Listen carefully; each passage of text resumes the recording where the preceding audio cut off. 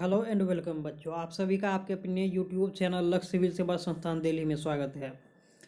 आज बिहार बोर्ड के द्वारा मॉडल सेट जारी किया गया है और ये मॉडल सेट बहुत इंपॉर्टेंट है आप लोगों के लिए पढ़ना। इसी से क्वेश्चन आने का ज़्यादा से ज़्यादा चांस रहेगा और आपका कॉन्फिडेंस भी बिल्डअप होगा इससे। और इसलिए इस मॉडल सेट को बनाना बहुत इंपॉर्टेंट है। प्रत्येक सब्जेक्ट का क्वेश्चन आंसर मैं बहुत जल्द उपलब्ध करवाऊंगा आप लोगों के लिए और आप लोग यहाँ से पढ़ सकते हैं, इसका रिवाइज कर सकते हैं बहुत जल्द, बहुत कम टाइम में। तो यहाँ पर ये जो है, यहाँ पर ये देख रहे हैं बिहार बोर्ड के द्वारा क्वेश्चन का पैटर्न के कितना मार्क्स का कौन सा क्वेश्चन आने का चांस है, इसको आप लोग पॉज करके देख सकते हैं। तो मैं आगे बढ़ता हूँ क्योंकि क्वेश्चन कराना बहुत इंपॉर्टेंट है, क्वेश्चन सबसे ज़्यादा इम्पोर्टेंट है और इसलिए टाइम को बिना वेस्ट किए हुए क्वेश्चन नंबर 1 से 50 तक हम लोग आज करेंगे, फिर 51 से 100 तक नेक्स्ट लेक्चर में करेंगे।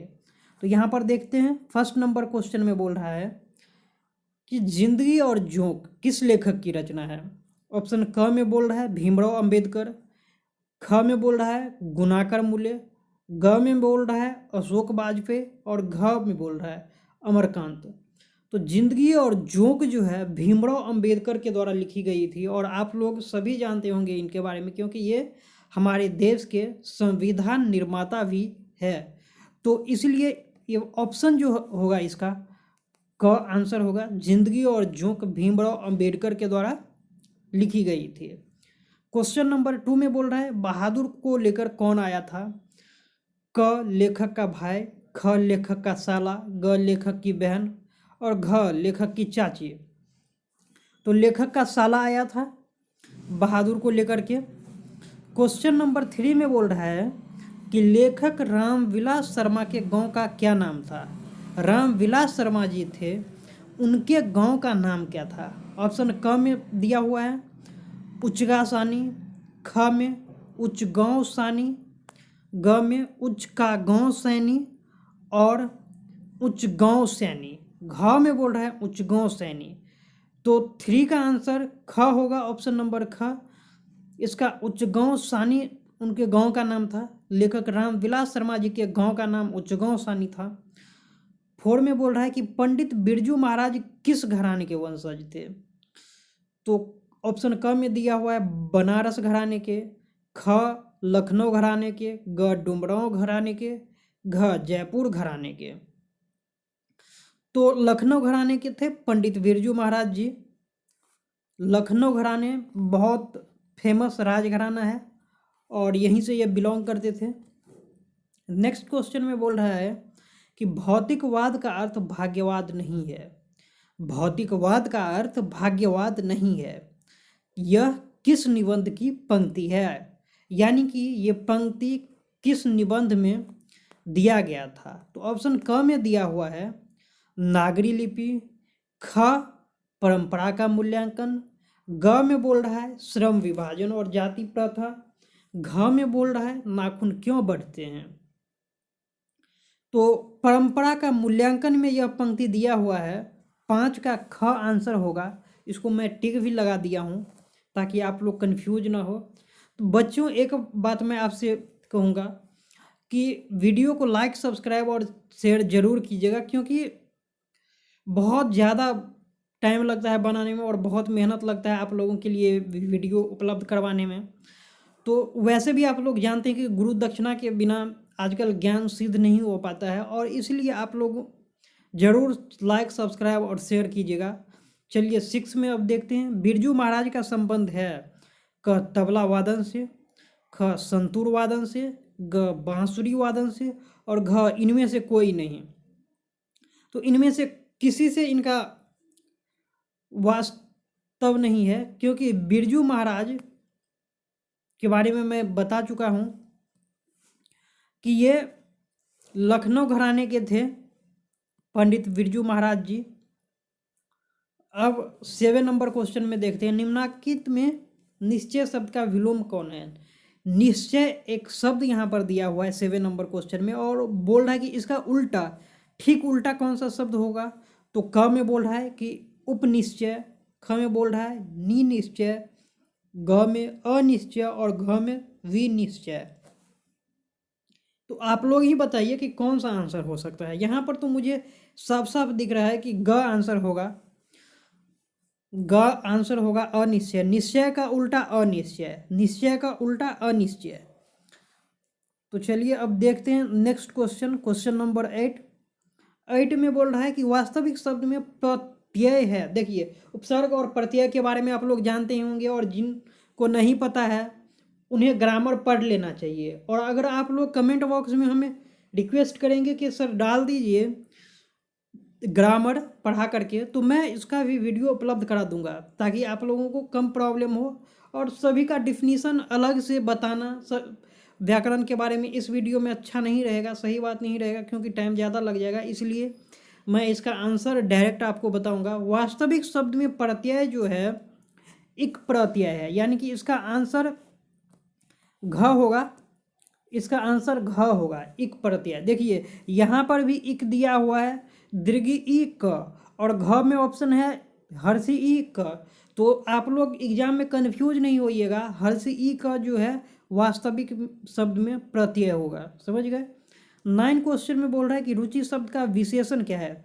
देखिए विशेषण जो है किसी भी शब्द का, किसी भी चीज़ की विशेषता को बताता है, यानी उसके अंदर क्या गुण है उसे बताता है। तो रुचि शब्द का विशेषण है, क में देखते हैं, क में बोल रहा है कि रुचिकर, ख में रुचिक, ग में रुचि और घ में रुचना। तो देखिए वैसे भी घ ऑप्शन है, ये रुचना अच्छा नहीं लग रहा है सुनने में। ग में रुचि, रुचि और रुचि सेम शब्द है, तो ये क्या विशेषण है, ये भी नहीं होगा। ख में बोल रहा है कि रुचिक, रुचिक भी उतना अच्छा नहीं लग रहा है सुनने में, तो इसलिए 9 का ऑप्शन क होगा, रुचिकर। रुचि का विशेषण रुचिकर होगा। अब 10 में बोल रहा है कि महाशय शब्द का स्त्रीलिंग रूप क्या है। स्त्रीलिंग और पुल्लिंग के बारे में आपको पता होगा, तभी आप लोग इसके बारे में बता सकते हैं। तो महाशय शब्द का स्त्रीलिंग रूप क्या है। ऑप्शन क में बोल रहा है कि महाशयी, ख में बोल रहा है कि महाशया, ग में महासिनी और घ में महासी। तो 10 का महाशया होगा आंसर, और इसलिए इसका ऑप्शन ख होगा। महाशय शब्द का स्त्रीलिंग रूप ख होगा, यानी कि महाशया। 11 नंबर क्वेश्चन में बोल रहा है कि यानी कि क्वेश्चन नंबर 11 में सुजान सागर किनकी रचना है। सुजान सागर किनकी रचना है। क में गुरु नानक की, ख में प्रेम घन की, ग में रसखान की और घ में घनानंद जी की। तो सुजान सागर जो है घनानंद जी की रचना है। सुजान सागर घनानंद की रचना है, यानी कि ऑप्शन घ इसका आंसर होगा। समझ गए, सुजान सागर घनानंद जी की रचना है। अब क्वेश्चन नंबर 12 में बोल रहा है कि अति सुधो स्नेह को मार्ग है। अति सुधो स्नेह को मार्ग है, छंद के रचनाकार हैं, यानी कि छंद के रचनाकार कौन है इस छंद के, ये जो लाइन दी हुई है। तो ऑप्शन क में दिया हुआ है अज्ञे, ख कुंवर नारायण, ग वीरेंद्र डंगवाल और घ घनानंद। तो इसका आंसर जो है घनानंद जी है। अति सुधो स्नेह को मार्ग है, छंद के रचनाकार घ है, यानी कि घनानंद जी। ऑप्शन घ है, यानी कि घनानंद जी। तो मैं टिक भी लगा देता हूँ ताकि आप लोग कंफ्यूज नहीं होंगे। नेक्स्ट क्वेश्चन में बोल रहा है कि प्रेम घन किस युग के प्रमुख कवि थे। प्रेम घन किस युग के प्रमुख कवि थे। क प्रयोगवाद युग के, ख प्रपद्यवाद युग के, ग भारतेंदु युग के, घ छायावाद युग के, घ छायावाद युग के। तो 13 का आंसर भारतेंदु युग के होगा, यानी कि ऑप्शन ग प्रेम घन किस युग के प्रमुख कवि थे, यानी कि भारतेंदु युग के।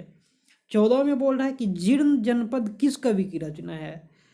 जीर्ण जनपद किस कवि की रचना है। तो क में दिया है बद्री नारायण चौधरी प्रेमघन की, ख में बोल रहा है कि अनामिका की, ग घनानंद की, घ रसखान की। तो यहाँ पर बद्री नारायण चौधरी प्रेमघन की रचना है जीर्ण जनपद बद्री नारायण चौधरी प्रेमघन जी की रचना है। अब 15 नंबर क्वेश्चन में बोल रहा है कि स्वदेशी कविता संकलित है। स्वदेशी कविता संकलित है क ग्राम्या से, घ भगदूत से, ग रसखान रचनावली से और घ प्रेमगंध सर्वस्व से। तो 15 का आंसर घ होगा, यानी कि प्रेमगंध सर्वस्व से। स्वदेशी कविता संकलित है प्रेमगंध सर्वस्व से। देखिए हिंदी में ज़्यादा कुछ समझने वाला बात रहता नहीं है, साइंस में समझने वाली चीज़ है और मैथ में, तो उसमें अच्छी तरह समझा करके पढ़ाऊँगा। ये तो अगर आप लोग अच्छा से स्टोरी पढ़े रहेंगे, आप लोग बुक यानी कि हिंदी किताब पढ़े रहेंगे, तभी आप लोगों को पता चलेगा थोड़ा भी, मतलब। तो इसलिए आप लोग को समझना है यहाँ पर और अच्छी तरह इसे ध्यान रखना है, ताकि क्वेश्चन आएगा यहाँ से डायरेक्ट एग्जाम में, और डायरेक्ट सेम क्वेश्चन। जैसे 15 नंबर क्वेश्चन है, स्वदेशी कविता का संकलित है, तो क ग्राम्य से, क भगदूत से, ग रसखान रचनावली से और घ प्रेमगंध सर्वस्व से। ये सेम डिट्टो उठा करके यहाँ से एग्जाम में दे देगा, और इसलिए आप लोगों को यहाँ से पढ़ना बहुत इंपॉर्टेंट है। इसके बिना आप लोगों को एग्जाम में प्रॉब्लम हो सकती है, तो इसीलिए आप लोग इसे अच्छा से याद करके और रिवाइज करके इस वीडियो से जाइएगा। क्वेश्चन नंबर 16 में बोल रहा है कि सुमित्रानंद पंत का जन्म कब हुआ था। सुमित्रानंद पंत का जन्म कब हुआ था? तो क में बोल रहा है 1800 ईस्वी में, ख 1700 ईस्वी में, ग 1900 ईस्वी में, घ 1905 ईस्वी में। तो 1900 ईस्वी में सुमित्रानंदन पंत का जन्म हुआ था। 1900 ईस्वी में सुमित्रानंदन पंत का जन्म हुआ था। इस बात को आप लोग ध्यान रख लेंगे बढ़िया से। 17 नंबर क्वेश्चन में बोल रहा है कि खेत शब्द है क विदेशज, ख तद्भव, ग देशज, घ तत्सम। खेत शब्द कौन सा शब्द है? वो विदेश से आया है या हिंदुस्तानी शब्द है ओरिजिनल, या कौन सा शब्द है? इसमें बोल देखिए ऑप्शन क में विदेशज, ख तद्भव, ग देशज, घ तत्सम। तो इसका ऑप्शन तद्भव होगा, यानी कि ऑप्शन नंबर ख, खेत शब्द तद्भव है। 18 नंबर क्वेश्चन देख लेते हैं अब हम लोग। 18 में बोल रहे हैं कि सत्य के लिए आग्रह के लिए, सत्य के लिए आग्रह के लिए एक शब्द है, यानी कि सत्य के लिए आग्रह अनेकार्थ शब्द है, और इसको एक शब्द में अनेक शब्द का एक शब्द बनाना है। तो क में दिया हुआ है सत्याग्रह, सत्याग्रह दिया हुआ है क में। ख में बोल रहा है सत्य आग्रह, ग में सत्याग्रह और घ में सत्य आग्रह, सत्य आग्रह। तो इसका 18 का आंसर तो हमको लगता है अधिकतर लोगों को पता ही होगा। इसका ऑप्शन ग होगा, ग नंबर ऑप्शन इसका, यानी कि सत्याग्रह। सत्य के लिए आग्रह यानी कि सत्याग्रह। सत्याग्रह शब्द हमेशा सुनते होंगे, क्योंकि महात्मा गांधी जो है सत्य के लिए आग्रह किए थे, यानी कि सत्याग्रह किए थे उन्होंने। अब क्वेश्चन नंबर 19 में बोल रहा है वह छत से गिर पड़ा, यह किस कारक का उदाहरण है? वह छत से गिर पड़ा, यह किस कारक का उदाहरण है? क में दिया हुआ है अपादान कारक, ख में कर्ता कारक, घ में कर्म कारक और घ में अधिकरण कारक। तो वह छत से गिर गया, कर्ता ने कर्म को करण से संप्रदान को के लिए अपादान से संबद्ध काके की अधिकरण में पर। तो अपादान से यानी कि अपादान कारक होगा इसका आंसर। वह छत से गिर पड़ा, इसमें अपादान कारक हुआ। जैसे पत्ता पेड़ से गिर पड़ा, गिर गया, समझ गए, तो उसमें भी अपादान कारक है। उसी तरह छत से गिर गया, किसी जगह सीढ़ी से गिर गया, तो इसमें अपादान कारक होगा। 20 में बोल रहा है कि ग का उच्चारण स्थान क्या है? आपका जो वर्ण का उच्चारण स्थान है, इसके बारे में आपको ग्रामर में दिया रहता है, और आपको ग्रामर में ये पढ़ा हुआ रहना चाहिए, तभी आप लोग एग्जाम में दे पाएंगे इसका आंसर। ग का उच्चारण स्थान है क तालु, ख मूर्धा, ग कंठ, घ ओष्ठ। ग का उच्चारण है ग ग ग। बोल करके आप लोग रिपीट करके मुंह में देखिए, तो ये कंठ से आपको लगेगा कि इसका उच्चारण आ रहा है, यानी कि डायरेक्ट कंठ से। इसमें जी का कोई उपयोग नहीं होता है। जैसे अदर वर्ड कुछ बोलते हैं, जैसे तो त किससे बुलाएगा? तालु से। लेकिन ग में जी का कोई उपयोग नहीं होता है, या न ही होंठ का। तो ग का उच्चारण जो है, ग का उच्चारण कंठ होगा, समझ गए। अब 21 क्वेश्चन में बोल रहा है कि मंगमा मिठाई किसके लिए ले जा रही थी? मंगमा मिठाई किसके लिए ले जा रही थी? क में दिया है पोता के लिए, ख में पोती के लिए, ग में भांजी के लिए और घ में बहू के लिए। तो मंगमा, मंगमा जो है पोता के लिए ले जा रही थी मिठाई, समझ गए। अब 22 में बोल रहा है कि ढहते विश्वास कहानी में किस राज्य को बाढ़ एवं सूखा से दिखाया गया है। क उड़ीसा, ख बिहार, ग नेपाल, घ केरल। तो आप लोगों को पता ही है कि महानदी बहती है उड़ीसा में, और इसीलिए उड़ीसा में भी बहुत ज़्यादा बाढ़ होता है, आता है। तो ये तो ऐसे जो बुक नहीं पढ़ा होगा उसको भी आना चाहिए ये क्वेश्चन, जरूरी नहीं है बुक का, यहाँ पर ये दिमाग वाला क्वेश्चन है। ढहते विश्वास कहानी में किस राज्य को बाढ़ एवं सूखा से दिखाया गया है, तो उड़ीसा राज्य को, समझ गए। यानी कि ऑप्शन नंबर क इसका आंसर होगा। 23 में बोल रहा है पहले दिन पापाती को क्या था। पहले दिन पापाती को क्या था। क सर्दी, ख जुकाम, ग बुखार, घ दर्द। तो इसका आंसर ग होगा, यानी कि बुखार था उनको पहले दिन पापाती को बुखार था। अब 24 नंबर क्वेश्चन में बोल रहा है कि ढहते विश्वास कहानी में स्कूल कहाँ है। ढहते विश्वास कहानी में स्कूल कहाँ है। क पठार के नीचे, ख टीले के नीचे, ग पहाड़ के नीचे, घ पेड़ के नीचे, घ पेड़ के नीचे। तो इसका आंसर ख होगा, यानी कि टीले के नीचे। ढहते विश्वास कहानी में स्कूल के बारे में बताया गया है कि स्कूल टीले के नीचे था, समझ गए इस बात को। 24 में बोल रहा है कि सीता के बेटों ने सीता को कितने रुपये माहवारी खर्च देने का निर्णय किया। सीता के बेटों ने सीता को कितने रुपये माहवारी खर्च देने का निर्णय लिया। तो क में बोल रहा है कि 100 रुपीज़, ख में 50 रुपीज़, ग में 60 रुपीज़, घ में 70 रुपीज़। तो ये जो बुक पढ़ा रहेगा उसी से ऐसा क्वेश्चन बनेगा क्योंकि ये डाटा बेस्ड क्वेश्चन है।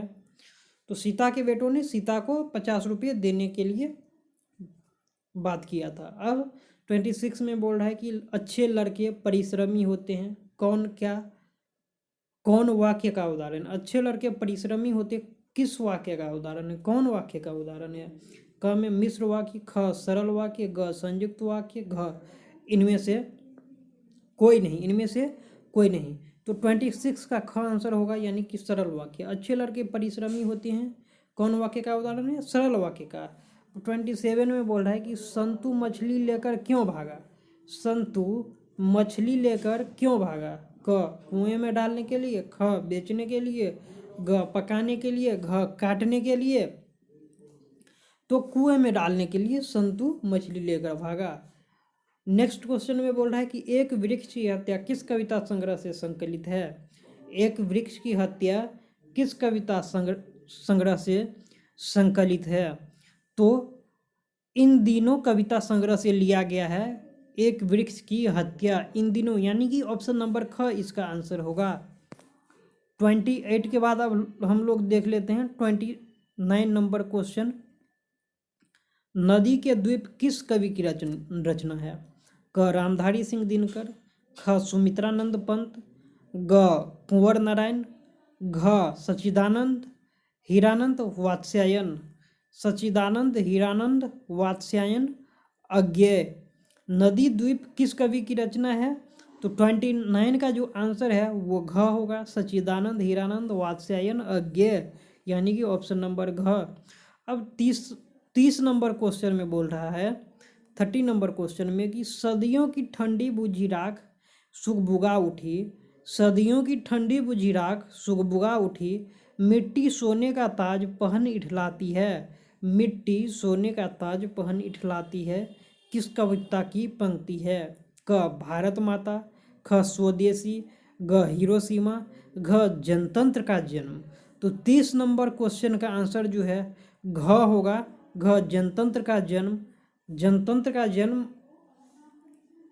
इसका आंसर होगा। सदियों की ठंडी बुझी राख सुगबुगा उठी, मिट्टी सोने का ताज पहन इठलाती है, यह जनतंत्र का जन्म से लिया गया है यह पंक्ति। अब 31 नंबर क्वेश्चन में बोल रहा है कि आम शब्द का पर्यायवाची कौन है। आम शब्द का पर्यायवाची क प्रसून, ख झक, घ द्रुम, घ रसाल। तो मुझे तो रसाल लग रहा है इसका आंसर, और आप लोगों को भी पता होना चाहिए। आम शब्द का पर्यायवाची यहाँ पर रसाल होगा। 32 में बोल रहा है कि निम्नांकित में शुद्ध शब्द कौन है। शुद्ध शब्द देखिए यहाँ पर 4 शब्द दिया हुआ है और इसमें से एक ही शुद्ध शब्द है, तो इसको आपको पहचानना है। क में दिया हुआ है अनाधिकार, ख अनधिकार, ग नधिकार और अनाधिकार। देखिए अब इसमें से हम लोग पहले ऑप्शन छांटेंगे कि कौन सा ऑप्शन नहीं होना चाहिए, यानी कि कौन सा गलत है पहले, उसके बाद हम लोग सही ऑप्शन पर जाएंगे ताकि एग्जाम में गलती ना हो। तो देखिए नधिकार नाम का कभी तो आप लोग शब्द सुने ही नहीं होंगे जो ग में ऑप्शन दिया हुआ, इसलिए ये तो गलत ही होगा, समझ गए। अब घ में दिया हुआ अनाधिकार, अनधिकार, अनाधिकार, ये भी गलत है क्योंकि इसमें दीर्घिकार है ध में। अब देखिए निम्नांकित में शुद्ध शब्द कौन है, तो इसका आंसर एक ही हमको लग रहा है और वो है ख आंसर, अनधिकार। अन जोड़ अधिकार यानी कि अनधिकार 32 का ख नंबर आंसर होगा, समझ गए। अब 33 में बोल रहा है कि आमरण शब्द में उपसर्ग है। आमरण किसी भी शब्द का उपसर्ग और प्रत्यय हो सकता है, इसमें आमरण में उपसर्ग यानी कि शब्द से पहले जो भी कुछ लगता है उसे उपसर्ग कहेंगे, समझ गए। तो क में बोल रहा है कि आ, ख, मा, ई, इमा, घ दीर्घी इमा। तो 33 में तो हमको ख आंसर साफ साफ दिख रहा है, इसमें ज़्यादा कुछ समझाने की जरूरत नहीं है, यानी कि आमरण शब्द में आ उपसर्ग होगा। आ जो मरण, आमरण, आमरण में आ उपसर्ग होगा। अब 34 में बोल रहा है कि मानव मुक्ति के पुरोधा किसे कहा गया है। क नलिन बिलोचन शर्मा को, ख यतीन्द्र मिश्र को, ग भीमराव अंबेडकर जी को, घ अमरकांत जी को। तो इसमें भीमराव अंबेडकर जी को मानव मुक्ति के पुरोधा कहा गया है, भीमराव अंबेडकर जी को। 35 में बोल रहा है कि मैं तो खोखा को इंजीनियर बनाने जा रहा हूँ, यह कथन किसका है। तो ऑप्शन क में है सेन साहब का, ख मिस्टर सिंह का, ग गिरधर लाल जी का और घ मुखर्जी साहब जी का। तो 35 का आंसर है क, यानी कि सेन साहब जी ने कहा था कि मैं तो खोखा को इंजीनियर बनाने जा रहा हूँ, सेन साहब का ये कहना है। हितोपदेश यानी कि नेक्स्ट क्वेश्चन में बोल रहा है अब कि हितोपदेश का जर्मन भाषा में अनुवाद किसने प्रकाशित करवाया। हितोपदेश का जर्मन भाषा में अनुवाद किसने प्रकाशित करवाया, तो ये मैक्स मुलर ने करवाया था। और ये एग्ज़ाम जो है सिर्फ 10th के एग्ज़ाम में नहीं आता है ये क्वेश्चन। बच्चों मैं बता दूं कि ये क्वेश्चन आपका जो बीपीएससी जिससे वीडियो बनते हैं, एसडीओ बनते हैं, उन सब एग्जाम में ये सब क्वेश्चन आता है, यूपीएससी एग्जाम में आता है ये क्वेश्चन। हितोपदेश का जर्मन भाषा मूल्यांकन मैक्स मुलर साहब ने करवाया था, ये एक अंग्रेज अधिकारी थे, समझ गए। अब 37 में बोल रहा है कि नृवंश विद्या का संबंध किससे है।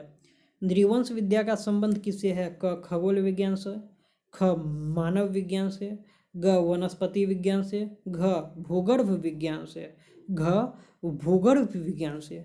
तो नृवंश विद्या जो है मानव विज्ञान से लिया गया है, इसका ऑप्शन नंबर ख होगा। नृवंश विद्या मानव विज्ञान से लिया गया है। अब 38 नंबर क्वेश्चन में बोल रहा है कि किस देश के लोग बड़े बड़े नख पसंद करते हैं। किस देश के लोग बड़े बड़े नख पसंद करते हैं। क अंग देश के, ख गांधार देश के, ग कैके देश के और घ गौड़ देश के, घ गौड़ देश के। तो 38 में घ आंसर होगा, गौड़ देश के लोग, गौड़ देश के लोग, समझ गए। अब 39 नंबर क्वेश्चन में बोल रहा है कि सूर्य नामक पुस्तक किसकी रचना है। क मैक्स मुलर की, ख बिरजू महाराज की, ग गुणाकर मूल्य की, घ महात्मा गांधी की। तो 39 का ऑप्शन गुणाकर मूल्य होगा। सूर्य नामक पुस्तक गुणाकर मूल्य जी ने लिखे थे, समझ गए, गुणाकर मूल्य लिखे थे सूर्य नामक पुस्तक। 40 में बोल रहा है कि नेवारी भाषाएं किस लिपि में लिखी गई है। नेवारी भाषाएं किस लिपि में लिखी जाती है। क देवनागरी में, ख खरोष्टी में, ग सौरसेनी में और घ ब्राह्मणी में। तो ऑप्शन क होगा देवनागरी में। नेवारी भाषाएं देवनागरी लिपि में लिखी जाती है। 41 में बोल रहा है कि दिनकर जी कवि के साथ साथ क आलोचक भी थे, ख गद्यकार भी थे, ग उपन्यासकार भी थे और घ संगीतकार भी थे। तो क्या थे दिनकर जी कवि के साथ साथ, और क्या थे दिनकर जी। तो दिनकर जी जो है गद्यकार भी थे। और दिनकर जी बिहार के ही रहने वाले हैं, बहुत फेमस कवि है दिनकर जी। इनका नाम अपने भाषण में नरेंद्र मोदी जी भी ने जिक्र किया था दिनकर जी के बारे में, समझ गए। अब 42 में बोल रहा है कि उगते हुए सूरज का देश किसे कहा जाता है। क जापान को, ख नेपाल को, ग भूटान को, घ ईरान को। तो देखिए ईरान तो होगा ही नहीं, हमको तो मतलब ये ऑप्शन देखिए, ये क्वेश्चन जो है आपको, जिसमें आप लोग डीएम बनते हैं बच्चे, आईएएस आईपीएस बनता है, उन सब क्वेश्चन में ये क्वेश्चन इस टाइप का क्वेश्चन रहता है। ये जो 42 नंबर क्वेश्चन है, इसमें बोल रहा है कि उगते हुए सूरज का देश किसे कहा जाता है। क जापान को, ख नेपाल को, ग भूटान को, घ ईरान को। तो 42 का आंसर क होगा, जापान को, क्योंकि जापान जो देश है, यहाँ इन्हें सूरज का उगते हुए देश माना जाता है जापान को, क्योंकि सूर्य की जो पहली किरण है ना वहाँ पर पड़ती है। अब 43 में बोल रहा है कि एक वृक्ष की हत्या, शीर्षक कविता में वृक्ष की सूखी डाली किसकी तरह थी। वृक्ष की सूखी डाली किसकी तरह थी। तो क बीमार आदमी की तरह, ख राइफल की तरह, ग कमजोर आदमी की तरह, घ थके हुए आदमी की तरह। तो आंसर ख होगा राइफल की तरह, ख आंसर होगा इसका राइफल की तरह। अब 44 नंबर क्वेश्चन देख लेते हैं कि कवियत्री अनामिका के अनुसार चौखटे में क्या नहीं अटता। कवियत्री अनामिका के अनुसार चौखटे में क्या नहीं अटता। क खरगोश, ख क, ग घड़ा, घ गमला। कवियत्री अनामिका के अनुसार चौखटे में क्या नहीं अटता, तो क होगा इसका आंसर, यानी कि ऑप्शन ख नंबर, समझ गए। क बोल रहे हैं यानी कि ऑप्शन ख नंबर क्वेश्चन इसका आंसर होगा। अब 45 में बोल रहा है कि कौन सा महीना माँ के लिए आराध्य देव बन गया था। कौन सा महीना माँ के लिए आराध्य देव बन गया था। तो क चैत, ख बैसाख, ग अगहन, घ आषाढ़। तो अगहन जो है इनका आंसर होगा, यानी कि ऑप्शन नंबर ग। 46 में बोला है कि पापाती किस पर लेटी हुई थी। पापाती किस पर लेटी हुई थी। तो ख इसका आंसर होगा स्ट्रेचर पर लेटी हुई थी। पापाती स्ट्रेचर पर लेटी हुई थी।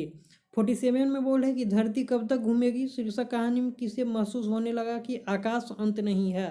क पुष्पा को, ख भंवरी को, ग बिज्जू को, घ सीता को। तो घ सीता को महसूस होने लगी थी ये बातें। अब 48 नंबर क्वेश्चन में बोल रहा है कि सीता के कितने लड़के थे।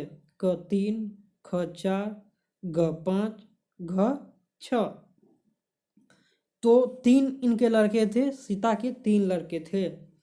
49 में बोल रहा है कि तुलनात्मक व्याकरण किसकी रचना है। क सात कोरी होता की, ख सुजाता की, ग काल्डवेल की, और घ सांवरदैया की। तो इसका आंसर काल्डवेल की होगा, यानी कि ऑप्शन नंबर ग। अब 50 नंबर क्वेश्चन बच गया है सिर्फ इस वीडियो के लिए। तो 50 नंबर क्वेश्चन हम लोग यहाँ पर देख लेते हैं। 50 नंबर क्वेश्चन में बोल रहा है कि भ का उच्चारण स्थान क्या है। भ भ भ आप लोग एक दो बार बोल करके भी देख सकते हैं भ का उच्चारण स्थान। तो साफ पता रहा है कि भ ओष्ठ से आप लोग बोल रहे हैं, तो इसीलिए इसका आंसर क होगा। ज़्यादा कुछ देखने की ज़रूरत ही नहीं। नेक्स्ट ऑप्शन ऑप्शन ओस्ट होगा, यानी कि ऑप्शन नंबर क, भ का उच्चारण ओस्ट है। तो बच्चों अगर आप लोगों को ये मेरा वीडियो अच्छा लगता है और आपको एग्जाम पॉइंट ऑफ व्यू से उपयोगी लगता है, तो ज़रूर मेरे चैनल को सब्सक्राइब कीजिएगा। साथ ही वीडियो को लाइक और शेयर भी कीजिएगा, ताकि अधिक से अधिक बच्चों तक पहुंच सके और उन्हें एग्जाम में ज़्यादा से ज़्यादा फ़ायदा हो सके। और ये बिहार बोर्ड के द्वारा दिया गया है मॉडल सेट है, उन्हीं के द्वारा ऑफिशियली दिया गया है, और इसलिए ये पढ़ना बहुत इंपॉर्टेंट है, क्योंकि यहाँ से क्वेश्चन एग्जाम में डायरेक्ट आने का, इसमें से उठा करके पूछ देने का चांस है। तो इसीलिए आप लोग इसको बढ़िया से पढ़ के और रिवाइज करके जाइए। तो नेक्स्ट क्वेश्चन जो है, अब जो नेक्स्ट 50 क्वेश्चन है अगले वीडियो में हम लोग पढ़ेंगे। तो चलिए आगे मिलते हैं आप लोगों से।